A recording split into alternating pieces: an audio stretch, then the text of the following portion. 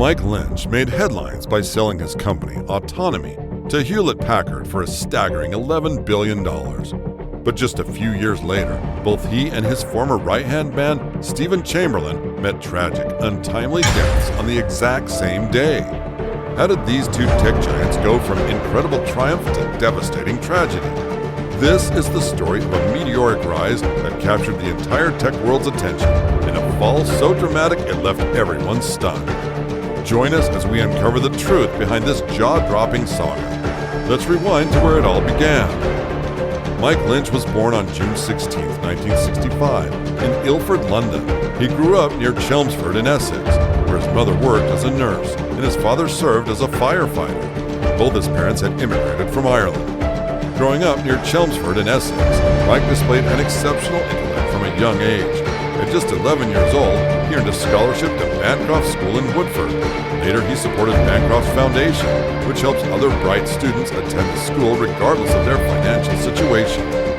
His journey continued at Christ's College, Cambridge, where he pursued natural sciences. But Mike wasn't one to stop at the basics. He went further, diving into the complexities of artificial neural networks, a field that was still in its infancy at the time.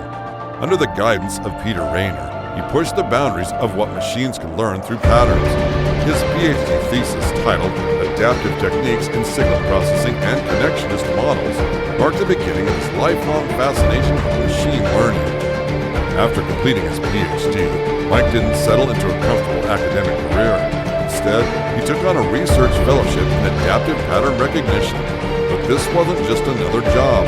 It was a stepping stone to something much bigger. While still working on his PhD, Mike made a bold move. He founded his first company, Linnet Systems Limited. How does a young man still in the midst of academic research muster the courage to start a company? Funded by a 2,000-pound loan he secured in a bar, Linnet Systems developed audio products and synthesizers for the Atari ST. But how did a modest startup transform into a billion-dollar powerhouse? In 1991, Mike Lynch launched Cambridge Neurodynamics, a groundbreaking company specializing in computer-based fingerprint recognition. This innovative venture sparked the creation of 3 spin-offs, each carving its own path in the tech world. Neuroscope, later acquired by the German company Dicom in 2004, pushed the boundaries of advanced data processing.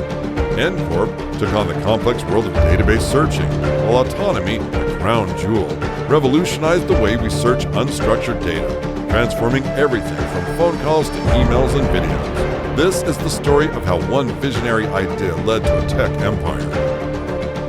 Autonomy, founded in 1996 by Lynch along with David Tabizzle and Richard Gahn, wasn't just another tech startup.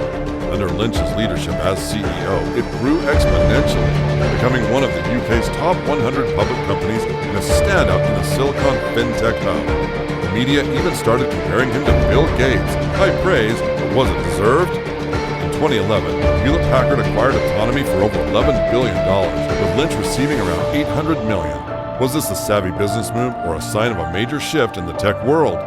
What happens when a tech genius faces accusations that could unravel everything he's built? Dive into the dramatic twists where innovation meets controversy. Shortly after the sale of Autonomy, HP alleged that Lynch and his team had inflated the company's financial figures, leading to an overpayment. This accusation ignited a high-profile legal battle. Despite the controversy, Lynch did not retreat from the tech world.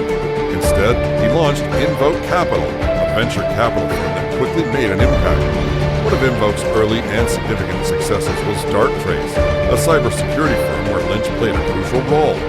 Far from being a passive investor, Invoke Capital became Darktrace's largest shareholder, with Lynch and his wife, Angela Baccares, holding shares valued at nearly £200 million. But as Lynch continued to shape the tech landscape, legal challenges from HP loomed, casting a shadow over his legacy and raising questions about the future of his empire. As Mike Lynch continued to shape the tech world, legal battles with HP cast a shadow over his legacy, threatening the empire he built. It wasn't just about money, it was a fight for his reputation and the innovations he pioneered. Despite the scrutiny, Lynch remained active, especially with Darktrace, where he served on the board until 2023. What kept him going amid the controversy? Was it ambition or something more? Through his venture firm, Invoke Capital, Lynch backed groundbreaking companies like FeatureSpace, Luminance, and Sophia Genetics. But his entrepreneurial journey hit a major roadblock when he faced fraud charges in the United States, forcing him to step down from key positions, including government advisory roles. Now imagine this. You build a company from the ground up, it gets sold for billions, and then you're accused of fraud? That's exactly what happened to Lynch. Hewlett-Packard, after buying Autonomy, wrote down $8.8 billion of its value, accusing Lynch of serious accounting improprieties. Lynch has consistently denied these allegations. What drives a tech pioneer through such turbulent waters? Was it sheer ambition or something deeper? In the UK, the Serious Fraud Office looked into the case but ended its investigation in 2015, saying there wasn't enough evidence. But in the US, things were just heating up. In 2018, Lynch was indicted for fraud alongside Autonomy's former Vice President of Finance, Stephen Chamberlain. It makes you wonder, was this a misunderstanding, or is there something more to the story? HP wasn't finished yet. They filed a civil fraud case against Mike Lynch and Autonomy CFO Lashovan Hussain in London. The trial stretched over 9 months. While the court mostly sided with HP, the damages were expected to be far less than the $5 billion HP was initially seeking.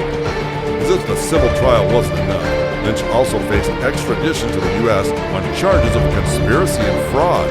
Think about the pressure of dealing with that. Despite strongly denying the charges, Lynch was arrested in February 2020. He was released on a £10 million bail, and his case ignited a heated debate over the fairness of the Anglo-American extradition treaty.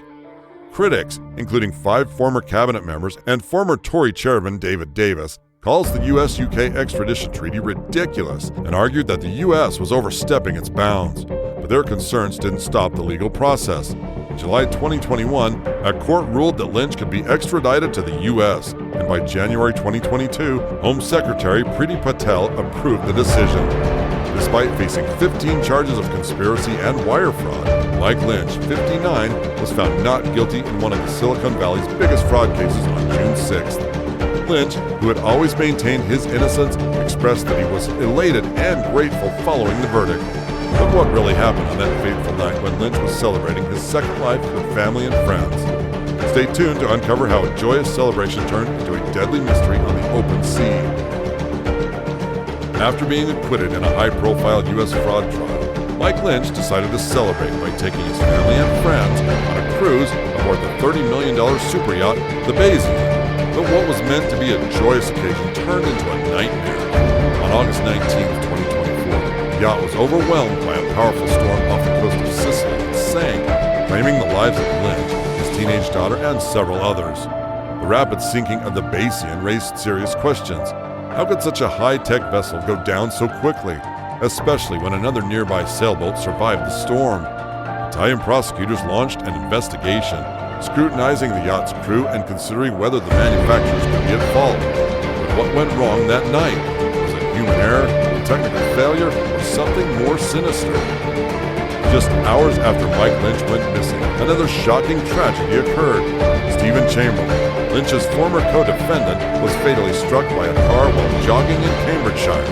Both men, who had just been cleared of fraud charges, died on the same day in a cruel twist of fate. Was this merely coincidence, or is there more to the story? How did a well-prepared crew overlook critical safety protocols, leading to such disaster? How did Chamberlain end up in a fatal accident in a country known for its strict traffic safety? As investigations continue, the tech world is left grappling with the sudden loss of one of its most influential figures. Meanwhile, HP has vowed to pursue its lawsuit against the estate of Mike Lynch, seeking billions in damages. What really happened on that fateful night? Share your thoughts in the comments. Thanks for watching. If you enjoyed this video, give it a thumbs up, share it with your friends, and don't forget to subscribe for more content like this.